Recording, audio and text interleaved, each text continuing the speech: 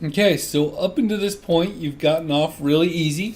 You've been able to write PHP the easy way and make an actual application that's storing stuff in the database. But up until this point, the idea of the database has kind of been this thing that's just kind of there, and we're not really talking a lot about the database. And now it's about to get real. If I were to refresh this page, I would see these new ones have come in, and I have this table in the database. And the question is, like, what do I do with this information? Like right here, I'm displaying it, and that's cool. But what if I want to do something a little bit more advanced? So we're going to take some time, and it may take a couple videos, but we are going to begin to write some real code to interact with the database. And so what we're going to do, we're going to start off by doing a new page. And so we're going to go to our users and project root, and then I'm going to duplicate this page. And then I think what I'm going to do, we may change this later, but I'm going to go to student search. Okay. And I think what I'm going to do, and I should have moved this out here, so I'm going to move this to the root. I think what I'm going to do is I'm going to begin, I'm probably going to turn this into student new, and we'll work on that later, but we're going to group all these ones that are students together in alphabetical order by doing student underscore search. So if you come in here to the thing and you try to view that page, you'll be taken to the permission page where we are going to say that we want admins and managers to be able to view that page, and we're going to do student search. Okay, so what we haven't really done to this point is made a form, and so we are going to make the most basic of forms, and we are going to search the database for a student. And so let's do this. Let's allow, I'll tell you what, we're gonna even go a little bit more complicated in the beginning. Let's allow us to search by any of those three columns. So what we're gonna do is we're gonna start in Atom, and you're just gonna type the word form and then hit tab, and you'll see it automatically makes an open and closing form tag. We're gonna get rid of the action.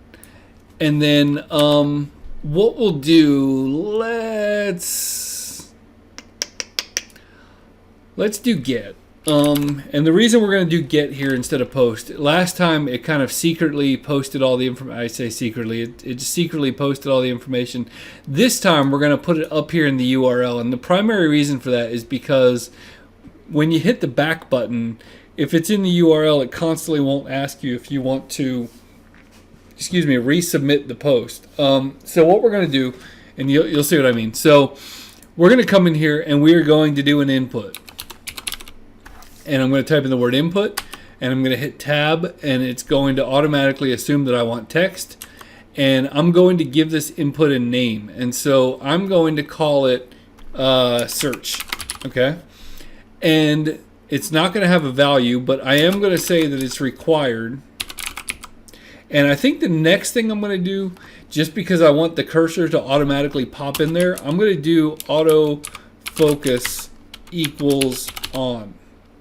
And so what's going to happen is this form field is going to allow me to put in whatever text I want, and it's going to have a name of search.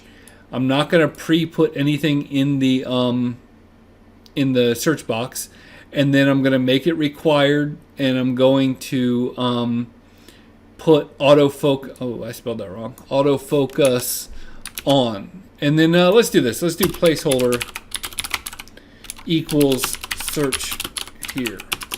Okay, we're going to change this later, but so it's cool.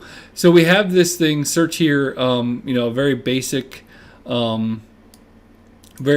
search box right there, and we'll make it prettier later. And we're going to come in, and then the next thing we're going to do is we're going to do one more input, and we're going to give it a type of submit, and we're going to give it a name of submit, and we're going to give it a value of go.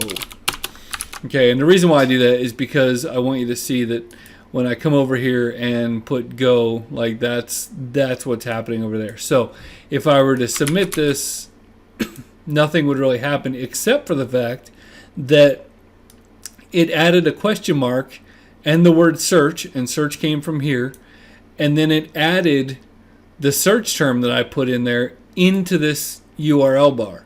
And so we can tell that every time I update it, well, I shouldn't do this. If I do go like that and do a search, all of a sudden go pops up in the address bar. And the main reason for that is if I hit next, if I hit back, it's going to take me to my last search result, and I don't have to resubmit the form. So what we're going to do, let's go ahead and make this a little bit prettier. So right now we have this column 12, and so if you know anything about Bootstrap, that means that this is basically the whole width of the page. So what we're going to do is we're going to do it the easy way, or kind of the cheating way. So we're going to make this column 6, which isn't really going to change anything. And what we're going to do is we're going to make another div over on this side, and we're going to do col small 3. So if you picture it, we have 12 columns coming up and down this page.